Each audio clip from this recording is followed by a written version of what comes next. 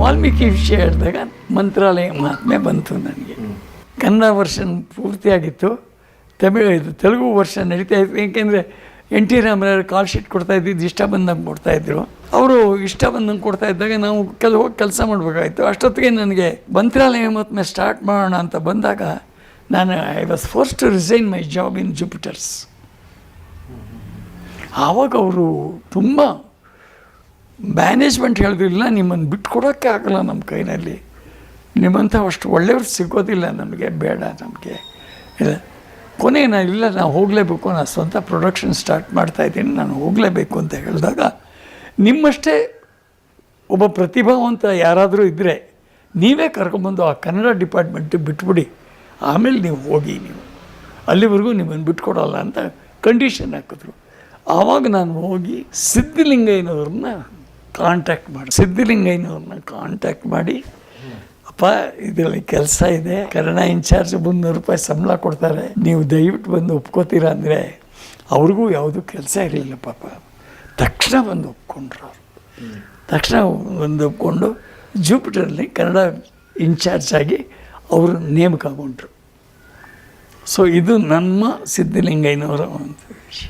ಸಿದ್ಧಲಿಂಗಯ್ಯನವ್ರಿಗೆ ಹಿಂಗಾದರೆ ನಾನೊಂದು ಚಿಕ್ಕ flash back ಹೋಗ್ತೀನಿ. ಫ್ಲ್ಯಾಶ್ ಬ್ಯಾಕಿಗೆ ಹೋದರೆ ಅದು ಭಾಗ್ಯೋದಯ ಚಿತ್ರ, ನಮ್ಮ ಮೊದಲನೇ ಚಿತ್ರ. ಪ್ರಭಾಕರ್ ಶಾಸ್ತ್ರಿಗಳು ಬರವಣಿಗೆ, ಪ್ರಭಾಕರ್ ಶಾಸ್ತ್ರಿಗಳ ತಮ್ಮ ಪುಟ್ಟಣ್ಣ, ಕಣಗಾಲ್ ಪುಟ್ಟಣ್ಣ ತಮ್ಮ. ಇವನು ಮೈಸೂರಿನಲ್ಲಿ ಪಾಲಂಜಿ ಗ್ಯಾರೇಜ್ ಅಂತ ಒಂದಿತ್ತು, ಅಲ್ಲಿ ಮೆಕ್ಯಾನಿಕ್ ಆಗಿ ಕೆಲಸ ಮಾಡ್ತಾ ಇದ್ದ ಪುಟ್ಟಣ್ಣ. ಅಣ್ಣ ಸಿನಿಮಾದಲ್ಲಿದ್ದಾನೆ, ನಾನು ಸಿನಿಮಾದಲ್ಲಿ ಕೆಲಸ ಮಾಡಬೇಕು ಅಂತ ಮಡ್ರಾಸಿಗೆ ಬಂದ್ಬಿಟ್ಟ ಪುಟ್ಟಣ್ಣ. ನಮ್ಮ ಆಫೀಸ್ನಲ್ಲೇ ಅವನು ಊಟ, ತಿಂಡಿ, ವಸತಿ 3 ನನ್ನ ಜೊತೆಲೆ. ನನ್ನ ಅಕ್ಕಪಕ್ಕದ ಹಾಸಿಗೆ, ಒಂದೇ ತಟ್ಟೆಯಲ್ಲಿ ಊಟ ನಮ್ಮಿಬ್ಬರದು, ಹೆಚ್ಚು ಕಮ್ಮಿ ಪಕ್ಕದ ಹಾಸಿಗೆನಲ್ಲಿ ನಿದ್ರೆ. ನಾನು ಶೂಟಿಂಗಿಗೆ ಹೋದರೆ ಅವನು ಪುಸ್ತಕ ಓದ್ತಾ ಇರೋ, ಒಳ್ಳೆ ಆಸಕ್ತಿ ಇರ್ತಕ್ಕಂಥ, ಸಾಹಿತ್ಯದಲ್ಲಿ ಆಸಕ್ತಿ ಇರ್ತಕ್ಕಂಥ ವ್ಯಕ್ತಿ. ಪಂತೂರವ್ರ ಆಫೀಸಲ್ಲಿ ನನಗೊಂದು ಕರೆ ಬಂತು, ನೀವು ನೆಕ್ಸ್ಟ್ ಪಿಕ್ಚರ್ಗೆ ನೀವು ಅಸಿಸ್ಟೆಂಟಾಗಿ ಕರಿಯರ್ ಮಾಡಬೇಕು ಅಂತ. ಆಗ ಪ್ರಭಾಕರ್ ಶಾಸ್ತ್ರಿಗಳು ಹೇಳಿದ್ರು, ನೀನು ಇಲ್ಲಿ ಕೆಲಸ ಮಾಡ್ತಾಯಿದ್ದೀಯಾ, ನಿನಗೆ ಅಲ್ಲಿಂದ ಕರೆ ಬಂದಿದೆ, ನೀವು ಪುಟ್ಟಣ್ಣನಿಗೆ ಆ ಕೆಲಸ ಕೊಡಿಸ್ಬಿಡೋದು ನೋಡೋಣ ಅಂತರು. ನಾನು ಕೈ ಮುಗಿದು ಬೇಡ್ಕೊತೀನಪ್ಪ ನಿನ್ನ ಅಂದರು. ನೀವು ಯಾಕೆ ಶಾಸ್ತ್ರಿಗಳಿಂದ ಕೈ ಮುಗಿದು ಬೇಡ್ಕೊತೀವಿ, ನೀವು ಅಪ್ಪಣೆ ಮಾಡಿರ್ತಕ್ಕ, ಕರ್ಕೊಂಡೋಗಿ ಹೆಂಗಿದ್ರು ನೀವೇ ತಾನೇ ಸಂಭಾಷಣೆ ಬರಿತಾ ಇರೋರು, ಅದಕ್ಕೆ ನೀವೇ ಕರ್ಕೊಂಡೋಗಿ ನಿಮ್ಮ ತಮ್ಮನ್ನ ಅಂದೆ ನಾನು. ಇಲ್ಲಪ್ಪ ನಿನ್ನನ್ನು ಕೇಳ್ತಾ ಇದ್ದಾರೆ ಅವರು, ಅವನು ಅಲ್ಲಿ ಕೆಲಸ ಮಾಡ್ತಾ ಇದ್ದಾನೆ, ನಿಮ್ಮ ತಮ್ಮನ್ನ ಅವಕಾಶ ಕೊಡಿ ಅಂತ ನೀವು ಹೇಳಿ. ಹಾಗಾದರೆ ಆವಾಗ ಅವರು ತಮ್ಮನ್ನು ಕರ್ಕೊಂಡೋಗಿ ಇವನು ಕೆಲಸ ಮಾಡ್ತಾನೆ ಅಂತ ಹೇಳಿ ನನಗೆ ಬಂದ ಕೆಲಸವನ್ನು ಪುಟ್ಟಣ್ಣನ ಕೊಟ್ಟರು. ಆ ಥರ ಎಲ್ಲೆಲ್ಲೋ ಏನೇನೋ ಲಿಂಕ್ಗಳಿದೆ ಸರ್ ನಮ್ಮ ಜೀವನದಲ್ಲಿ, ಯಾರೂ ಹೇಳೋಕ್ಕಾಗದೇ ಇರ್ತಕ್ಕಂಥ. ಅವತ್ತು ಪುಟ್ಟಣ್ಣ ಚರಿತ್ರೆ ಮಾಡ್ದ ಬಿಡಿ, ಅದು ಬೇರೆ. ಅದು ಅವರ ಶಕ್ತಿ, ಅವನ ಪ್ರತಿಭೆ, ಅದೆಲ್ಲ ಒಳ್ಳೆಯೋಕ್ಕಾಗದೆ. ಅವ್ನು ಫಸ್ಟೇ ಗೊತ್ತಿತ್ತು ನನಗೆ, ಇವನೊಬ್ಬ ತುಂಬ ಒಳ್ಳೆಯ ವ್ಯಕ್ತಿ ಆಗ್ತಾನೆ ಅಂತ. ಯಾಕೆಂದರೆ ಅವನು ನಂತರನೇ ಎಲ್ಲ, ಅವನಿಗೂ ಎಲ್ಲ ಇರ್ತದೆ. ಬಟ್ ನನಗೆ ಅವನಿಗೆ ಒಂದು ವ್ಯತ್ಯಾಸ ಆಯಿತು, ಅದನ್ನು ಹೇಳ್ಬಿಡ್ತೀನಿ ಬಂತು ಅಂತ ಹೇಳ್ಬಿಟ್ಟು. ಇವನು ಅನೇಕ ಚಿತ್ರಗಳನ್ನ ಮಾಡಿ ಒಳ್ಳೆ ಹೆಸರು ಸಂಪಾದನೆ ಮಾಡಿಕೊಂಡ ಕನ್ನಡ ಚಿತ್ರಗಳಲ್ಲಿ. ನಾನು ಒಳ್ಳೊಳ್ಳೆ ಚಿತ್ರಗಳನ್ನು ಮಾಡಿ ನಾನು ಒಳ್ಳೆಯ ಹೆಸರು ಸಂಪಾದನೆ. ನಾವಿಬ್ಬರು ಸ್ನೇಹಿತರೆ, ನಾವಿಬ್ಬರು ಬೆಳಗಾದ್ರೆ ಸ್ನೇಹಿತರು ಸಿಗ್ತಾಯಿದ್ವಿ. ಅಲ್ಲಿ ಸುಖನಿವಾಸ ಅಂತ ಒಂದು ಹೋಟ್ಲಿತ್ತು, ಅಲ್ಲಿ ಇಡ್ಲಿ ತಿನ್ನೋಕೆ ಇಬ್ಬರು ಬರ್ತಾಯಿದ್ವಿ. ಅವ್ರ ಮನೆಯಲ್ಲಿ 106 ದಿವಸ ಊಟ ಮಾಡಿದ್ದೀನಿ. ಯಾಕೆಂದರೆ ಪುಟ್ಟಣ್ಣ ಮೊದಲಿನಿಂದ ಅವನು ಮದ್ರಾಸಿಗೆ ಬಂದು ಕಾಲಿಟ್ಟು ದಿವಸದಿಂದ ಗೊತ್ತಲ್ಲ ನನಗೆ, ಅದನ್ನು ನನಗೂ ಅವನಿಗೂ ಬೇರೆ ಏನಿರಲಿಲ್ಲ. ಅವನು ಒಂದು ಒಳ್ಳೆಯ ಸ್ಥಾನಕ್ಕೆ ಬಂದೆ, ನಾನು ಒಳ್ಳೆಯ ಸ್ಥಾನಕ್ಕೆ ಬಂದಿದ್ದೆ. ನನಗೆ ಅವನ ಬಗ್ಗೆ ಒಂದು ಅಪಶ್ರುತಿ ಕೇಳಿಸ್ತಾ ಇತ್ತು. ಅವನು ಸೆಟ್ನಲ್ಲಿ ಎಲ್ಲರ ಮೇಲೂ ರೇಗ್ಕೋತಾನೆ, ಎಲ್ರಿಗೂ ಬೈತಾನೆ, ಆರ್ಟಿಸ್ಟ್ಗಳನ್ನು ಒಂಥರ ಸರಿಯಾಗಿ ಮಾಡದೆ ಹೋದರೆ ಬೈತಾನೆ ಅನ್ನೋ ಒಂದು ಇದ್ದಿತ್ತು.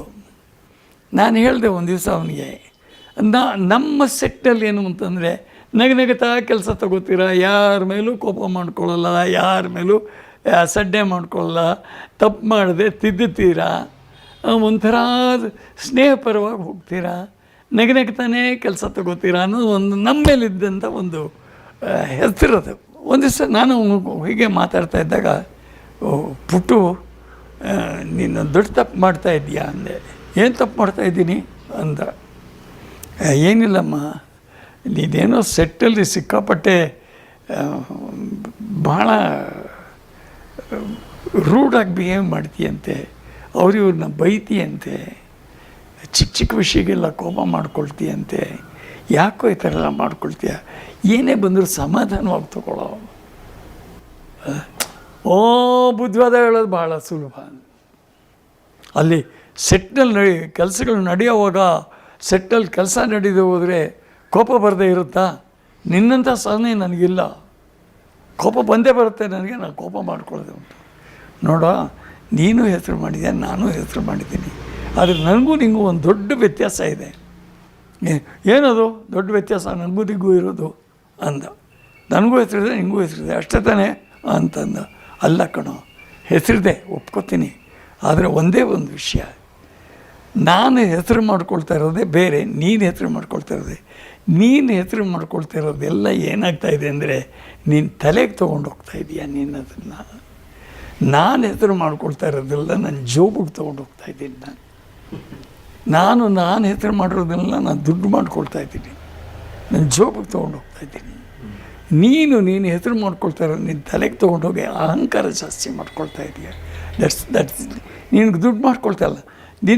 ನಂದೆಲ್ಲ ಪಿಕ್ಚರು ಸಕ್ಸಸ್ ಆಗಿದೆ, ನಿಂದೆಲ್ಲ ಎಷ್ಟೋ 4-5 ಪಿಕ್ಚರ್ ಫೇಲ್ ಆಗಿದೆ. ಅದನ್ನು ಯೋಚನೆ ಮಾಡಬೇಕು ಪುಟ್ಟು ಅಂತ ಅಂದೆ ನಾನು. ಇದನ್ನ ಯೋಚನೆ ಮಾಡು ಪುಟ್ಟು. ಒಬ್ಬ ಸಿನಿಮಾ ನಿರ್ದೇಶಕನಿಗೆ ಇದೆಲ್ಲ ಇರಬೇಕಾದಂಥ ಗುಣಗಳು. ಅದು ವೇದಾಂತ ಹೇಳೋದು ಭಾಳ ಸುಲಭ ಕಣೋ ಅಂತಂದ. ನಿನ್ನಿಷ್ಟಪ್ಪ, ನಾ ಹೇಳೋದು ಹೇಳಿದ್ದೀನಿ, ತೊಗೊಳ್ಳೋದು ಬಿಡೋದು ನಿನ್ನ ಕೈಲಿದೆ ಅಂತ ಹೇಳ್ಬಿಟ್ಟು ಬಿಟ್ಬಿಟ್ಟೆ ಅಲ್ಲಿಗೆ.